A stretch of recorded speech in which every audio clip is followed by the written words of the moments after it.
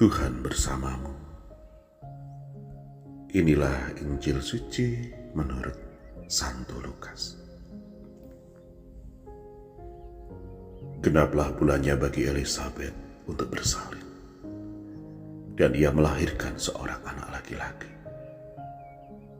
Ketika para tetangga serta sanak saudaranya mendengar bahwa Tuhan telah menunjukkan rahmat-Nya yang begitu besar kepada Elisabet, bersukacitalah mereka bersama-sama dengan dia. Maka datanglah mereka pada hari yang ke-8 untuk menyunatkan anak itu, dan mereka hendak menamai dia Sakaria menurut nama bapaknya. Tetapi Elisabet ibunya berkata, "Jangan, ia harus dinamai Yohanes." Kata mereka kepadanya, "Tidak ada di antara sanak saudaramu yang bernama demikian." Lalu mereka memberi isyarat kepada bapaknya untuk bertanya nama apa yang hendak diberikannya kepada anak itu.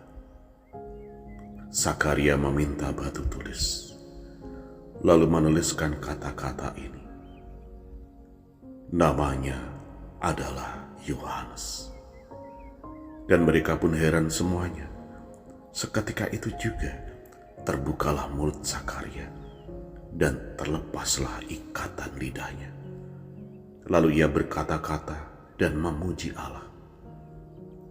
Maka ketakutanlah semua orang yang tinggal di sekitarnya, dan segala peristiwa itu menjadi buah tutur di seluruh pegunungan Yudea. Semua orang yang mendengarnya merenungkannya dan berkata, "Menjadi apakah anak ini nanti? Sebab tangan Tuhan menyertai dia." Demikianlah sabda Tuhan. Saudari dan saudara terkasih, selamat pagi berkat dalam. Hari ini, selain kita mendengarkan kisah kelahiran Yohanes Pembaptis yang akan menyiapkan jalan bagi Tuhan, kita juga menyaksikan kesetiaan Sakaria ayahnya. Yohanes nama yang diberikan artinya Allah merahmati, tangan Tuhan menyertai dia. Bagi Sakaria, apa yang sudah disampaikan Tuhan, itulah yang harus dilaksanakan. Selain itu, Sakaria tetap rendah hati. Ia tidak mau mengabadikan namanya kepada anaknya. Biarkanlah anaknya menggunakan nama yang sudah diberikan Tuhan untuknya. Biarkanlah kehendak Tuhan terjadi pada anaknya. Ketaatan Sakaria dalam mengikuti perintah Tuhan ini mendatangkan kebebasan dan kebahagiaan, sehingga lidahnya terlepas dari kebisuan, dan dia bisa berkata-kata serta bermada memuji Allah. Sehingga semua orang bertanya-tanya, menjadi apakah anak ini nanti, karena tangan Tuhan menyertainya. Mari kita juga merenungkan, apakah aku ini pribadi yang berharga di mata Tuhan? Akan menjadi apakah aku kelak? Hidup kita juga seharusnya menjadi ungkapan syukur dan ketaatan kita kepada Tuhan.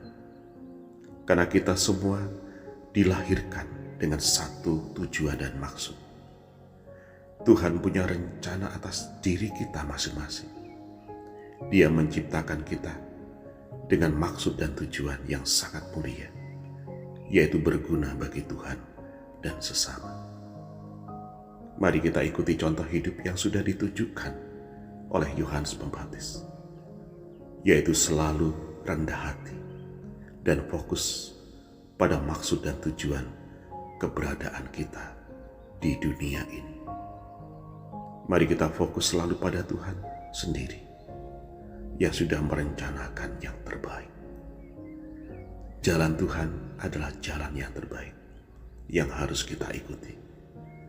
Karena menjadi apakah kita nanti, tergantung juga dari ketaatan kita di dalam mengikutinya. Ikutilah kehendaknya, tetapi bukan mengikuti kehendak kita. Mengikuti kehendak Tuhan berarti kita berjalan sesuai dengan rencananya. Tetapi kalau kita selalu mengutamakan kehendak diri kita sendiri, itu berarti keberadaan kita di dunia ini sudah tidak sesuai dengan yang Tuhan kehendaki. Selamat berefleksi, Tuhan memberkati.